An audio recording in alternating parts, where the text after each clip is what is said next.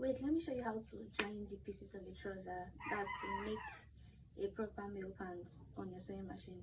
First thing you need is that you must have gotten the pieces of the trouser. You must have cut it out. So if you know how to cut the trouser out, this is the video to show how to sew it. So you must have this back piece. This is my back piece, and this is my front piece. I've cut it out already. It's my front piece. And you should have your pockets too. You should have your pockets, two of them. You should have, this is one of my pockets, I have another one there. And you'd also need a trouser band. So I cut this out to be my trouser band because I'll be passing elastic through it. So let's go to the sewing machine and join these pieces together. So I've shown you the parts of a trouser, and now we're going to be joining it. This is the front piece, so we're going to be joining it at the crotch area, this place, this area that has this curve.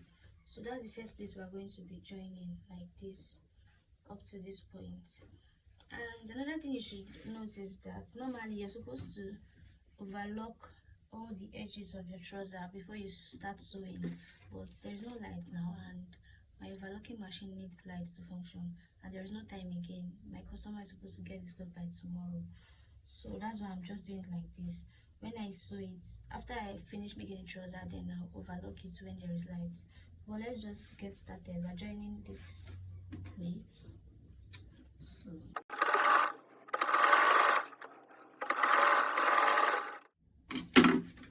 So after joining, this is what you should have. It should look something like this.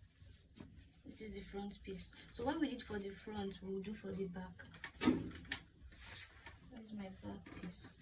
This is the back pattern, and just the same way we seal this region for the front, so we're doing the same thing for the back.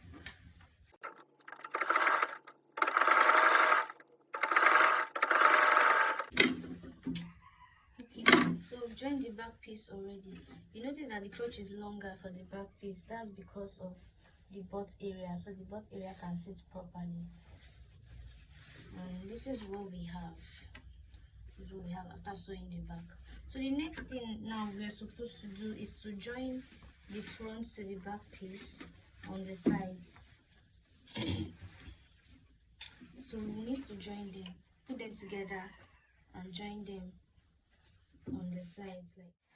So before we join them, another thing that's noteworthy is that there's going to be pockets. We need to place pockets on the sides, so we need to leave space for the pockets. We need to leave pocket space before joining. But before that, we have to measure what we have here, so we know what the allowance we are placing on both sides. After doing that, the allowance, after calculating everything, the allowance I have at the sides are 1 inch and 2 strokes. So I'm just going to use my chalk, my tape rule, and just mark it here. Just mark it here. Then because I'm not going to have a trouser band, I'm going to turn it.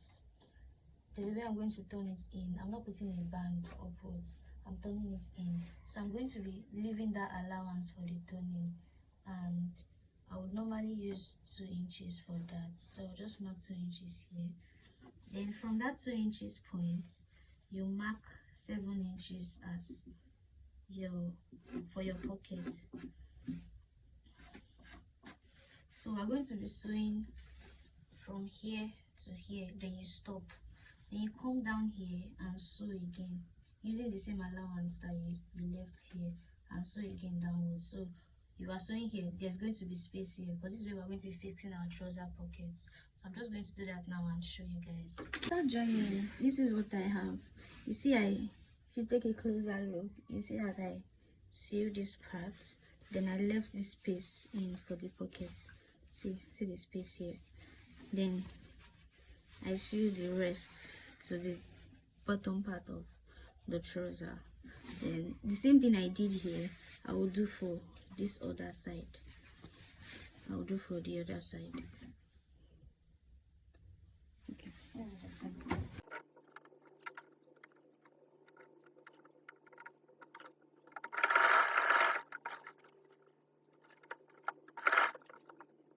I had to do the same thing for the other side. And I always love to measure. To see if I have my hip measurement first. Okay, I think it's perfect. This is the hip measurement of my client. So the next thing we have to do now is to fix our pockets. This is the pockets here. So we're sewing vertically the longest part of the pocket that was cut. We're sewing it vertically. So what you're just going to do is to open this up like this, as you can see me do. Then you take one part of the pocket, you open the pocket up like this. You know, before it was folded like this, so you open it up like this. Then you place it on this part. Ensure that that place we stopped at 2 inches, the sewing stopped at 2 inches. So just go ½ inch above that 2 inches mark and place your pocket and start sewing from there. Then stop ½ inch below the 7 inches point. So that's what we're going to do now.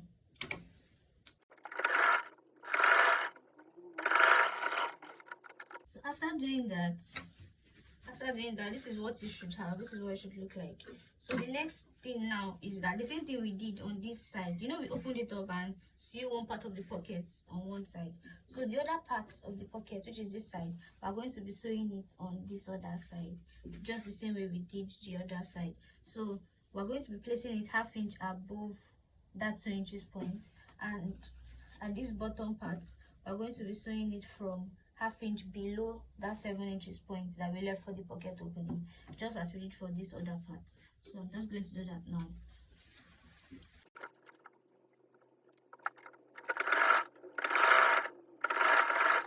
Okay, so I'm done sewing it, and this is what we have. This is what yours should look like too, as you can see. So the next thing we have to do is to close this part up. We're going to be sewing with ½ inch to close here up. See that it is open, so we'll close here up like this. Then the lower part, we'll be closing it up too, and close it up up to this point that we have here. So we're basically just sewing around to close up the pocket, so there's no way you put your stuff, nothing falls off, so the pocket is secured. Yeah.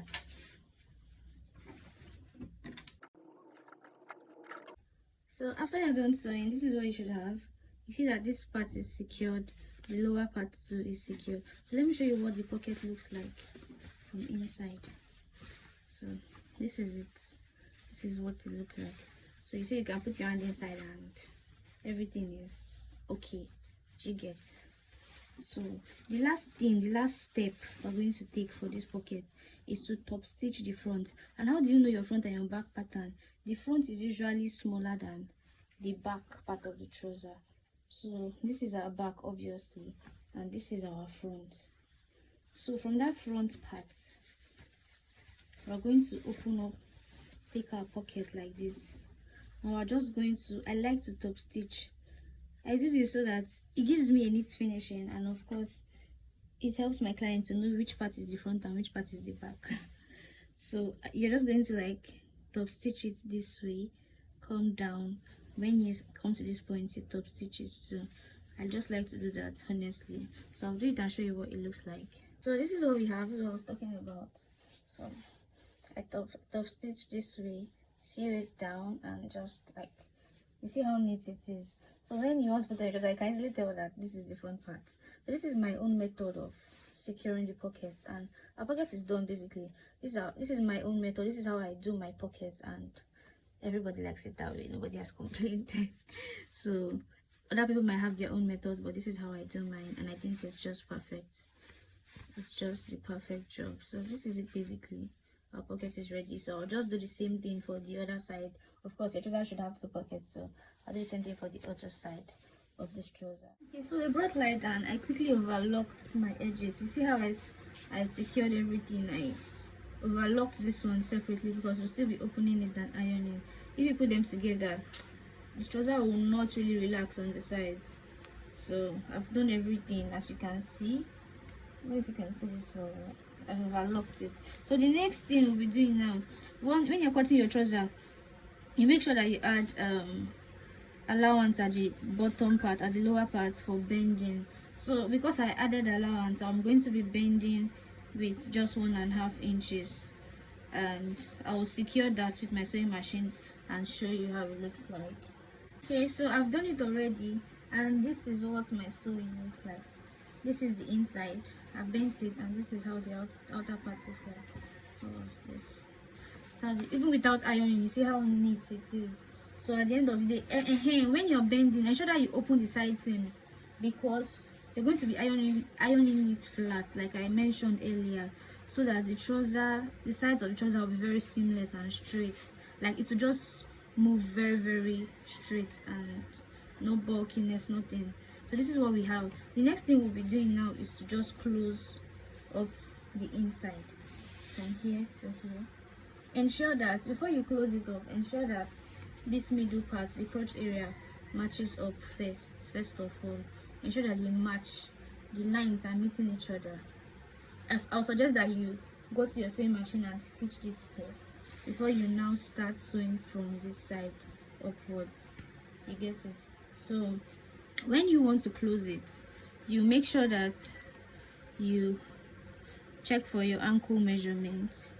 And my ankle measurements, for my customer's ankle measurement, it's 13 inches. So you see that my taper is missing 1 inch. So I'm supposed to have 6.5, but because of the missing 1 inch, we'll have 7.5. And at the end of the day, what I'm using to close is 1 inch. I'm using 1 inch to close everything up. So that's basically everything. I'll just sew it, show you what I've sewn, and turn out the trouser. That's okay. We're almost done. That's not everything, no. We're almost done because we'll still be attaching the elastic. So let me just do that on the sewing.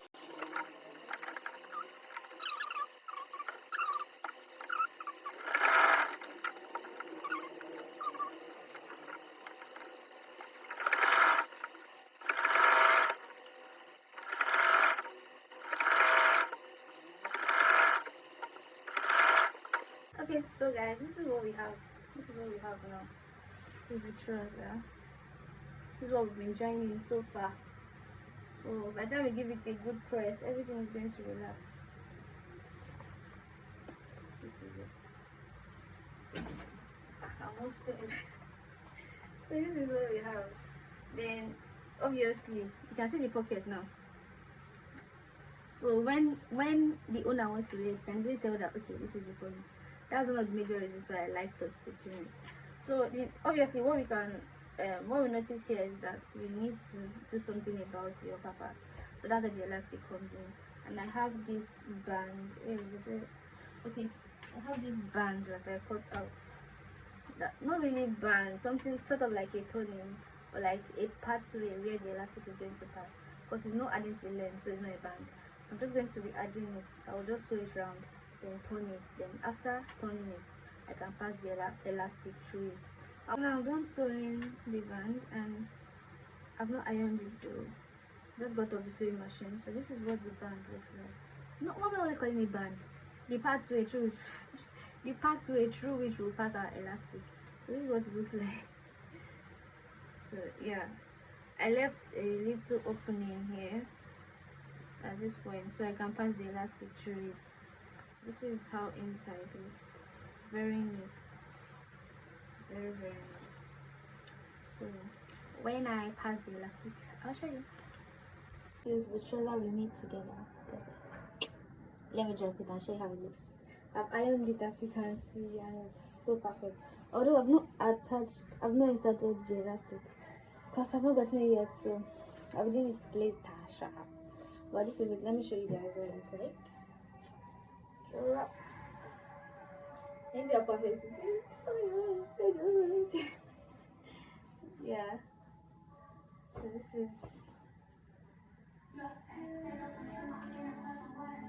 is how it is. See how straight it is. Very straight. Very perfect. Just perfect. Look at the pockets. So that's it. See you in the next one. Bye.